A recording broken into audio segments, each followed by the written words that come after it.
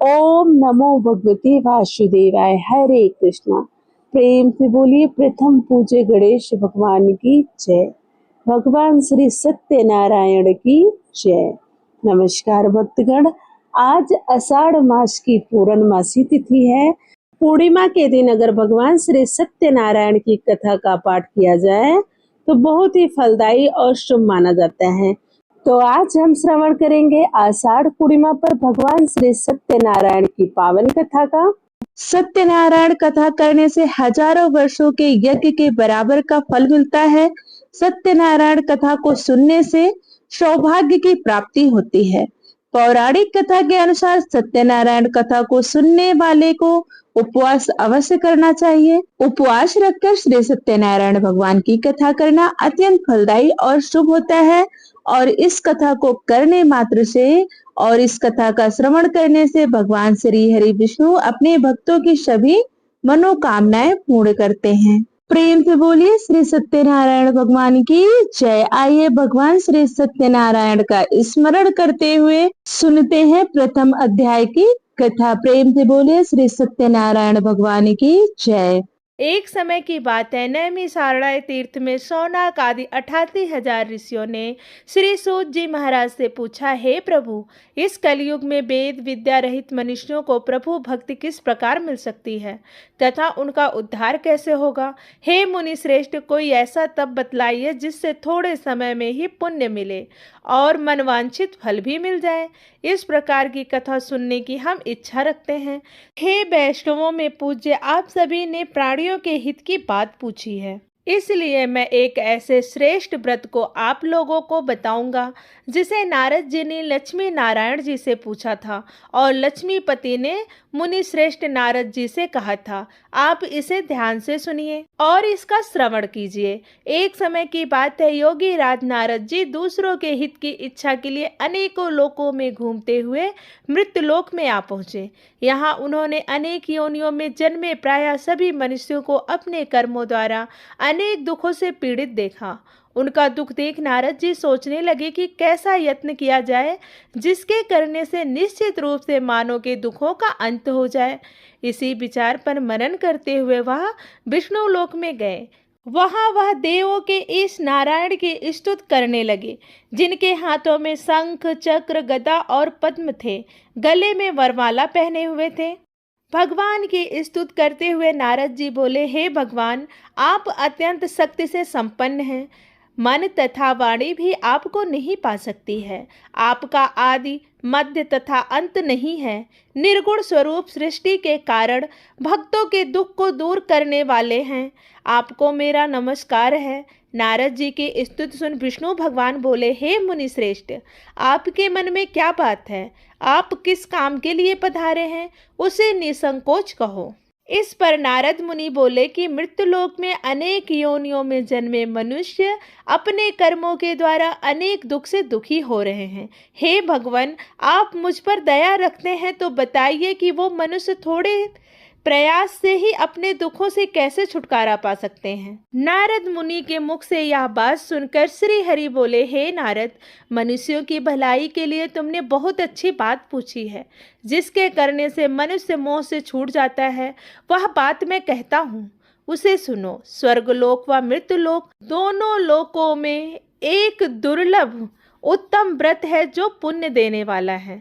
आज प्रेमवश होकर मैं तुमसे कहता हूँ, श्री सत्यनारायण भगवान का यह व्रत अच्छी तरह विधान पूर्वक करके मनुष्य तुरंत ही यहाँ सुख भोग कर मरने पर मोक्ष को प्राप्त होता है। श्री हरि के वचन सुन नारद जी बोले कि उस व्रत का फल क्या है और उसका विधान क्या है?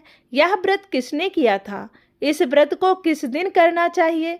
सभी कुछ विस्तार पूर्वक बताइए। नारद जी की बात सुनकर श्री हरि बोले, दुख व शोक को दूर करने वाला, यह सभी स्थानों पर विजय दिलाने वाला है। मानव को भक्ति व श्रद्धा के साथ शाम को श्री सत्यनारायण की पूजा धर्म परायण होकर ब्राह्मणों व बंधुओं के साथ करनी चाहिए। भक्ति भाव से नैवेद्य, केले का फल, घी, दूध और गेहूं का आटा सवाय लें। गेहूं के स्थान पर साठी का आटा, शक्कर तथा गुड़ लेकर वह सभी भक्षण योग्य पदार्थों को मिलाकर भगवान का भोग लगाएं और ब्राह्मणों सहित बंधु बांधुओं को भी भोजन कराएं। उसके बाद स्वयं भोजन करें। भजन कीर्तन के साथ भगवान की भक्ति में लीन हो जाएं। इस तरह के सत्यनारायण भगवान का यह व्रत करने पर मनुष्य की सारी इच्छाएं निश्चित रूप से पूरी होती हैं। इस कलिक काल अर्थात कलयुग में मृत्युलोक में मोक्ष का यही एक सरल उपाय बताया गया है। श्री सत्यनारायण व्रत कथा का प्रथम अध्याय संपूर्ण हुआ। प्रेम से बोलिए श्री सत्यनारायण भगवान की जय। आइए अब सुनते हैं दूसरा अध्याय। सूत जी बोले, हे ऋषियों, जिसने पहले समय में इस व्रत को किया था उनका इतिहास कहता हूँ। ध्यान से सुनो। सुंदर काशीपुरी नगरी में एक अत्यंत निर्धन ब्राह्मण रहता था। भूख प्यास से परेशान वह धरती पर घूमता रहता था। ब्राह्मणों से प्रेम करने वाले भगवान ने एक दिन ब्राह्मण का वेश धारण कर उनके पास जाकर पूछा, हे विप्र, नित्य दुखी होकर तुम पृथ्वी पर क्यों घूमते हो? दीन ब्राह्मण बोला, मैं निर्धन ब्राह्मण हूँ, भिक्षा के लिए धरती पर घूमता हूँ। हे भगवान, यदि आप इसका कोई उपाय जानते हो तो बताइए।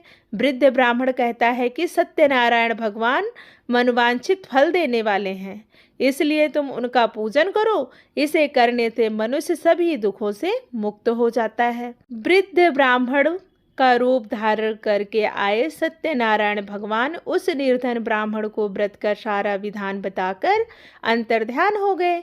ब्राह्मण मन ही मन सोचने लगा कि जिस व्रत को वृद्ध ब्राह्मण करने को कह के गया है मैं उसे जरूर करूँगा। यह निश्चय करने के बाद उसे रात में नींद नहीं आई। वह सवेरे उठकर सत्यनारायण भगवान के व्रत का निश्चय कर भिक्षा के लिए चला गया। उस दिन निर्धन ब्राह्मण को भिक्षा में बहुत धन मिला, जिससे उसने बंधु बांधुओं के साथ मिलकर श्री सत्यनारायण भगवान का व्रत संपन्न किया। भगवान सत्यनारायण का व्रत संपन्न करने के बाद वह निर्धन ब्राह्मण सभी दुखों से छूट गया और अनेक प्रकार की संपत्तियों से युक्त हो गया। इसी समय से यह ब्राह्मण हर माह इस व्रत को करने लगा। इस तरह से सत्यनारायण भगवान के व्रत को जो मनुष्य करेगा वह सभी प्रकार के पापों से छूटकर मोक्ष को प्राप्त होगा। जो मनुष्य इस व्रत को करेगा वह भी सभी दुखों से मुक्त हो जाएगा। सूत जी बोले कि इस तरह से नारद जी ने नारायण जी का कहा हुआ श्री सत्यनारायण व्रत को मैंने तुमसे कहा। हे विप्रो, मैं अब और क्या कहूँ? ऋषि बोले, हे मुनिवर, संसार में उस विप्र से सुनकर और किस किस ने इस व्रत को किया, हम सब इस व्रत को सुनना चाहते हैं। इसके लिए हमारे मन में श्रद्धा का भाव है। सूत जी बोले, हे मुनियों, जिस जिसने इस व्रत को किया वे सब सुनो। एक समय वही विप्र धन व ऐश्वर्य के अनुसार अपने बंधु बांधुओं के साथ इस व्रत को करने के लिए तैयार हुआ। उसी समय एक लकड़ी बेचने वाला बूढ़ा आदमी आया और लकड़ियां बाहर रखकर अंदर ब्राह्मण के घर में गया। प्यास से दुखी हुआ लकड़हारा उनको व्रत करते देख विप्र को नमस्कार कर पूछने लगा, आप यह क्या कर रहे हैं? तो उन्होंने बताया कि व्रत कर रहा हूँ। इसे करने से क्या फल मिलेगा, कृपया मुझे भी बताइए। ब्राह्मण ने कहा कि सब मनोकामनाओं को पूरा करने वाला यह सत्यनारायण भगवान का व्रत है। इसकी कृपा से ही मेरे घर में धन धान्य आदि की वृद्धि हुई है। विप्र से सत्यनारायण व्रत के बारे में जानकर लकड़हारा बहुत प्रसन्न हुआ। चरणामृत लेकर वह प्रसाद खाने के बाद वह अपने घर आ गया। लकड़हारे ने अपने मन में संकल्प किया कि आज लकड़ी बेचने से जो धन मिलेगा उसे से श्री सत्यनारायण भगवान का उत्तम व्रत करूंगा। मन में इस विचार को लेकर बूढ़ा आदमी सिर पर लकड़ियां रख उस नगर में बेचने गया जहां धनी लोग ज्यादा रहते थे। उस नगर में उसे अपनी लकड़ियों का दाम पहले से 4 गुना अधिक प्राप्त हुआ। बूढ़ा प्रसन्नता के साथ दाम लेकर केले, शक्कर, घी, दूध, दही और गेहूं का आटा ले और सत्यनारायण भगवान के व्रत की अन्य सामग्रियां लेकर अपने घर गया। वहां उसने अपने बंधु बांधुओं को बुलाकर विधि विधान से श्री सत्यनारायण भगवान का पूजन और व्रत किया। इस व्रत के प्रभाव से वह बूढ़ा लकड़हारा धन, पुत्र आदि से युक्त होकर संसार में समस्त सुख भोग कर अंत में वैकुंठ धाम को चला गया। श्री सत्यनारायण व्रत कथा का दूसरा अध्याय संपूर्ण हुआ। प्रेम से बोलिए श्री सत्यनारायण भगवान की जय। सूत जी बोले, हे श्रेष्ठ मुनियों, अब आगे की कथा कहता हूँ। पहले समय में उल्का मुख नाम का एक बुद्धिमान राजा था। वह सत्यवक्ता और जितेंद्रिय था। प्रतिदिन देव स्थानों पर जाता और निर्धनों को धन देकर उनके कष्ट दूर करता था। उसकी पत्नी कमल के समान मुख वाली तथा सती साध्वी थी। भद्रशिला नदी के तट पर उन दोनों ने श्री सत्यनारायण भगवान का व्रत किया। उसी समय साधु नाम का एक वैश्य आया। उसके पास व्यापार करने के लिए बहुत सा धन भी था। राजा को व्रत करते हुए देख वह विनय के साथ पूछने लगा, हे राजन, भक्ति भाव से पूर्ण होकर आप यह क्या कर रहे हैं? मैं सुनने की इच्छा रखता हूँ, तो आप मुझे बताइए। तब राजा बोले, हे साधु, अपने बंधु बांधुओं के साथ पुत्र आदि की प्राप्ति करने के लिए एक महाशक्तिमान श्री सत्यनारायण भगवान का व्रत व पूजन कर रहा हूँ।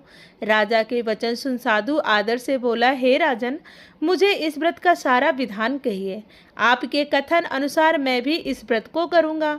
मेरी भी संतान नहीं है और इस व्रत को करने से निश्चित रूप से मुझे भी संतान की प्राप्ति होगी। तब राजा ने व्रत का सारा विधान सुनाया। राजा से सारा व्रत विधान सुनकर व्यापार से निवृत्त हो वह अपने घर को गया और घर पहुंचकर साधु वैश्य ने अपनी पत्नी को संतान देने वाले इस व्रत का वर्णन कह सुनाया और कहा कि जब मेरी संतान होगी तब मैं इस व्रत को करूंगा। साधु ने इस तरह के वचन अपनी पत्नी लीलावती से कहे। एक दिन लीलावती पति के साथ आनंदित हो सांसारिक धर्म से प्रवृत्त होकर सत्यनारायण भगवान की कृपा से गर्भवती हो गई। 10वें महीने में उसके गर्भ से एक सुंदर कन्या ने जन्म लिया। दिनों दिन वह ऐसे बढ़ने लगी जैसे शुक्ल पक्ष का चंद्रमा बढ़ता है। माता पिता ने अपनी कन्या का नाम कलावती रखा। एक दिन लीलावती ने मीठे शब्दों में अपने पति को याद दिलाया कि आपने सत्यनारायण भगवान के जिस व्रत को करने का संकल्प लिया था उसे करने का समय आ गया है। आप इस व्रत को करिए। साधु बोला कि हे प्रिय, इस व्रत को मैं उसके विवाह पर करूंगा। इस प्रकार अपनी पत्नी को आश्वासन देकर वह नगर को चला गया। कलावती पिता के घर में रहकर वृद्धि को प्राप्त हो गई। साधु ने एक बार नगर में अपनी कन्या को सखियों के साथ देखा तो तुरंत ही दूत को बुलाया और कहा कि मेरी कन्या के योग्य वर देख कर आओ। साधु की बात सुनकर दूत कंचन नगर में पहुंचा और वहां देखभाल कर लड़की को सुयोग्य वणिक पुत्र को ले आया।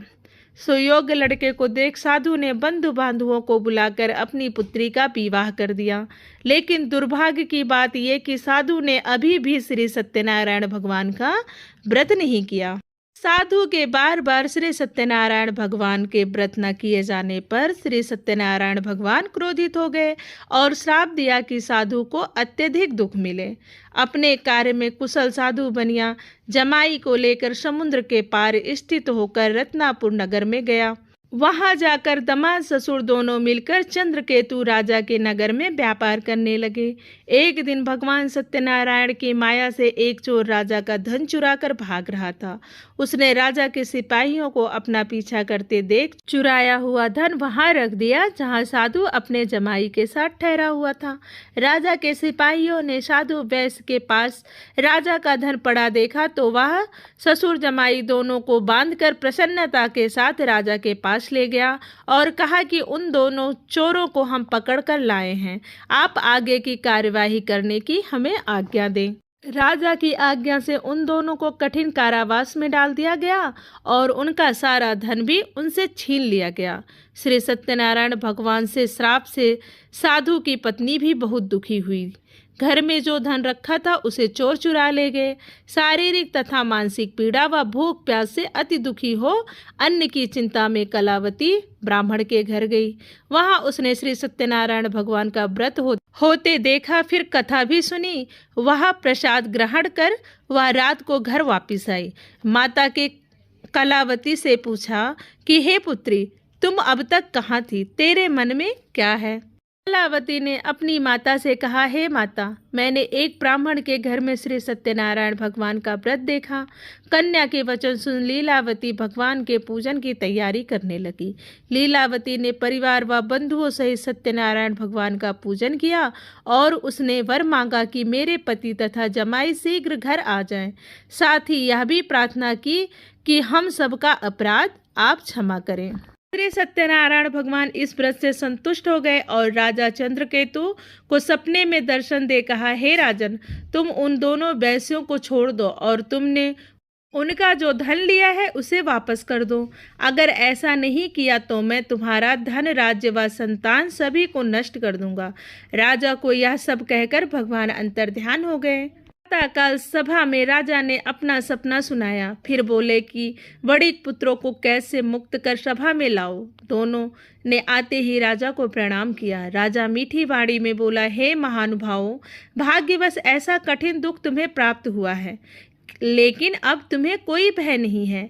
ऐसा कहकर राजा ने उन दोनों को नए वस्त्र आभूषण भी पहनाए और जितना धन उनका लिया था उससे दोगुना धन वापस कर दिया। दोनों वैश्य अपने चल दिए।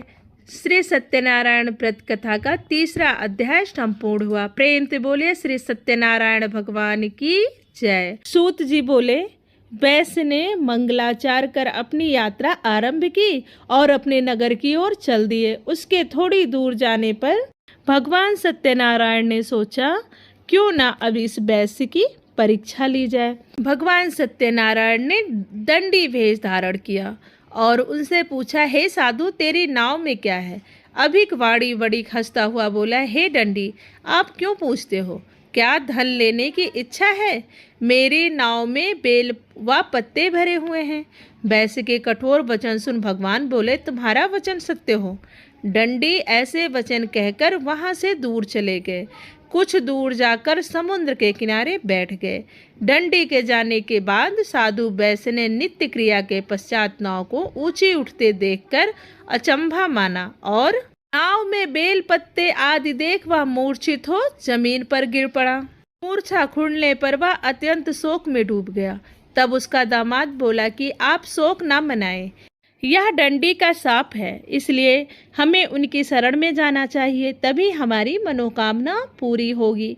दामाद की बात सुनकर वह दंडी के पास पहुंचा और अत्यंत भक्तिभाव से नमस्कार करके बोला, मैंने आपसे जो जो असत्य वचन कहे थे उसके लिए मुझे क्षमा कर दें। ऐसा कहकर वह महान शोकातुर हो रोने लगा।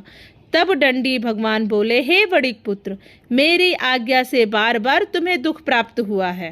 तू मेरी पूजा से विमुख हुआ है। साधु बोला, हे भगवान, आपकी माया से ब्रह्मा आदि देवता भी आपके रूप को नहीं जानते, तब मैं अज्ञानी कैसे जान सकता हूँ? आप प्रसन्न होइए। अब मैं सामर्थ्य के अनुसार आपकी पूजा करूँगा। मेरी रक्षा करो और पहले के समान नौका में धन भर दो। साधु वैश्य के भक्ति पूर्वक वचन सुनकर भगवान प्रसन्न हो गए और उसकी इच्छा अनुसार वरदान देकर अंतर्ध्यान हो गए। ससुर जमाई जब नाव पर आए तो नाव धन से भरी हुई थी। फिर वहीं पर अपने साथियों के साथ सत्यनारायण भगवान का पूजन किया। अपने नगर को पूजन करके चल दिए। जब नगर के नज़दीक पहुँचे तो दूत को घर पर खबर करने के लिए भेज दिया।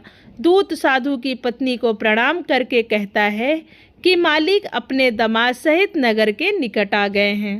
दूत की बात सुन साधु की पत्नी लीलावती से बड़े हर्ष के साथ सत्यनारायण भगवान का पूजन कर रही अपनी पुत्री कलावती से कहा कि मैं अपने पति के दर्शन को जाती हूँ, तू कार्य पूर्ण कर शीघ्र आ जा।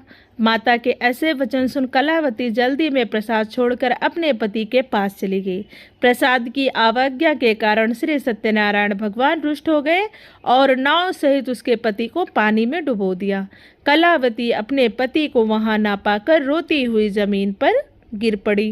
नौका को डूबा हुआ देख वह कन्या को रोता हुआ देख साधु दुखी होकर बोला, हे प्रभु, मुझसे तथा मेरे परिवार से जो भूल हुई है उसे क्षमा करें।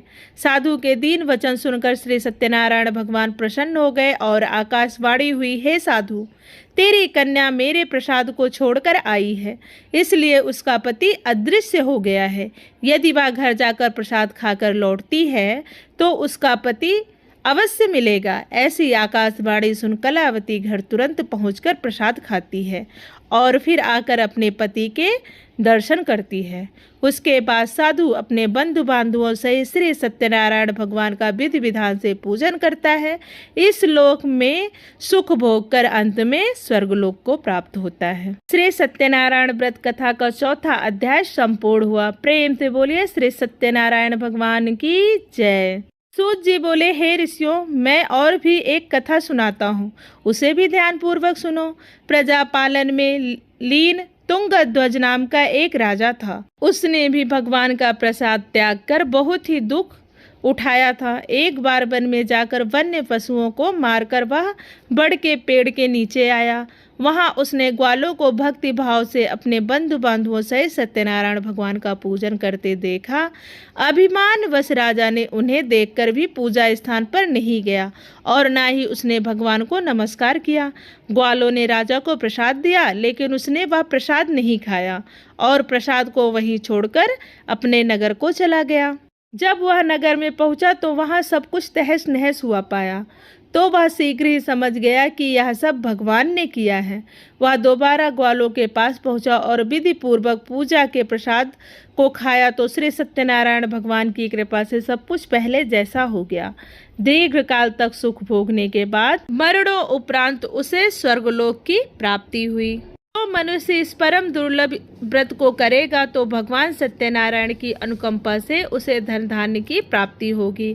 निर्धन धनी हो जाता है और भय मुक्त हो जीवन जीता है। संतानहीन मनुष्य को संतान सुख मिलता है और सारे मनोरथ पूर्ण होने पर मानव अनंत काल में बैकुंठ धाम को जाता है। सूत जी बोले, जिन्होंने पहले इस व्रत को किया है, अब उनके दूसरे जन्म की कथा कहता हूँ। वृद्ध सतानंद ब्राह्मण ने सुदामा का जन्म लेकर मोक्ष की प्राप्ति की। लकड़हारे ने अगले जन्म में निषाद बनकर मोक्ष प्राप्त किया। उल्का मुख नाम का राजा दशरथ होकर बैकुंठ को गए। साधु नाम के वैश्य ने मोरत ध्वज बनकर अपने पुत्र को आरे से चीरकर मोक्ष पाया। महाराज त्वंगध्वज ने स्वयंभू होकर भगवान में अभियुक्त हो कर्म कर मोक्ष पाया। 5वां अध्याय संपूर्ण हुआ। प्रेम से बोलिए श्री सत्यनारायण भगवान की जय। भगवान श्री हरि विष्णु की जय। लक्ष्मी माता की जय। आज श्रवण किया हमने श्री सत्यनारायण भगवान की पावन कथा का। अगर आपको कथा अच्छी लगी हो तो प्लीज वीडियो को लाइक कीजिए, शेयर कीजिए और चैनल को जरूर सब्सक्राइब कर लीजिए ताकि सभी व्रत त्योहारों की कथा आपको आसानी से मिल सके।